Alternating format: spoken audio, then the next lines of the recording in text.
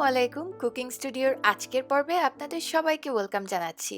আজকে তৈরি করে দেখাচ্ছি বেকারি স্টাইলের হট মিল্ক কেক। এটাকে গরম দুধের কেকও বলা হয়, কারণ এই কেক ব্যাটারে ব্যবহার করা হয় গরম দুধ, যেটার কারণে কেকটা অনেক সফট এবং মজার হয় খেতে। প্রথমেই আমি একটা প্যানের মধ্যে আধা কাপ লিকুইড দুধ নিয়ে এর মধ্যে 2 টেবিল চামচ পরিমাণ বাটার নিয়ে নিচ্ছি। এটা আমি সল্টেড বাটার ব্যবহার করেছি। আপনারা আনসল্টেড বাটার ব্যবহার করলে 1 চিমটি লবণ এখানে ব্যবহার করবেন। এবার যখন এই বাটারটা গলে দুধটা এরকম বলক চলে আসবে, চুলা থেকে নামিয়ে একটা সাইডে সরিয়ে রাখতে হবে। এবার একটা মিক্সিং বোলে 2টা ডিম নিয়ে নিচ্ছি। ডিম দুটো অবশ্যই রুম টেম্পারেচারে থাকতে হবে। এবার একটা ইলেকট্রিক বিটারের সাহায্যে আমি আধা কাপ চিনি একটু একটু করে দিয়ে মিশিয়ে ডিমটাকে ভালোভাবে ফেটে নিব। ঠিক মিশ্রণটা যখন এরকম সাদাটে দেখা যাবে, তখন এর মধ্যে আধা চা চামচ পরিমাণ ভ্যানিলা এসেন্স এবং 1/4 কাপের মতো সয়াবিন তেল দিয়ে দিচ্ছি। এবার একটা চালনির ওপরে নিয়ে নিচ্ছি 1 কাপ পরিমাণে ময়দা এবং আধা চা চামচের মতো বেকিং পাউডার। চেলে নিচ্ছি। চেলে নেওয়ার পরে কোনো দানা বা অবশিষ্ট থাকলে সেটাকে সরিয়ে নিতে হবে।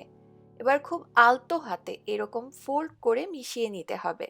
অনেকেই এই পর্যায়ে খুব তাড়াতাড়ি মেশায়, এতে কিন্তু কেক ফুলবে না। তাই খুব আলতো হাতে ঠিক এইভাবে আমি যেভাবে করছি এভাবে করে মিশিয়ে নিতে হবে। মিশিয়ে নেয়ার পর যে বাটার আর দুধের গরম মিশ্রণটা আছে সেই মিশ্রণটা দিয়ে দিতে হবে। ভয় পাবার কিছু নেই, এটা গরম থাকলেও ব্যাটারটার কোনো প্রবলেমই হবে না।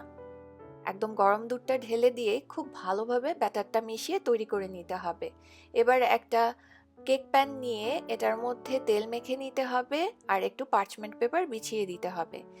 এতে করে কেকটা আর চারিপাশে বা নিচে লেগে যাবে না। কেক ব্যাটারটা দিয়ে দেওয়ার পরে একটু বাড়ি দিয়ে এক্সট্রা বাবলটা সরিয়ে নিয়ে বেক করে নিতে হবে প্রায় 25 থেকে 30 মিনিটের মতো 180 ডিগ্রি সেলসিয়াসে।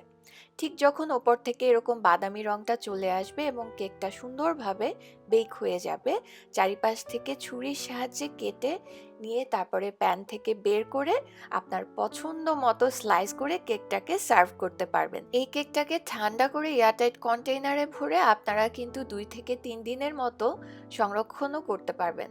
বাচ্চাদেরকে টিফিনে কিংবা বিকেলে চা কফির সাথে এই কেকটা খেতে কিন্তু দারুণ লাগে। আজকে তাহলে এখানেই বিদায় নিব। এরকম নতুন নতুন রেসিপি পেতে কুকিং স্টুডিও পেজটা এবং কুকিং স্টুডিওর ইউটিউব চ্যানেলটা সাবস্ক্রাইব করে লাইক, শেয়ার এবং কমেন্ট করে সাথেই থাকবেন। সবাই খুব ভালো থাকবেন। আজকে বিদায় নিচ্ছি। আল্লাহ হাফেজ।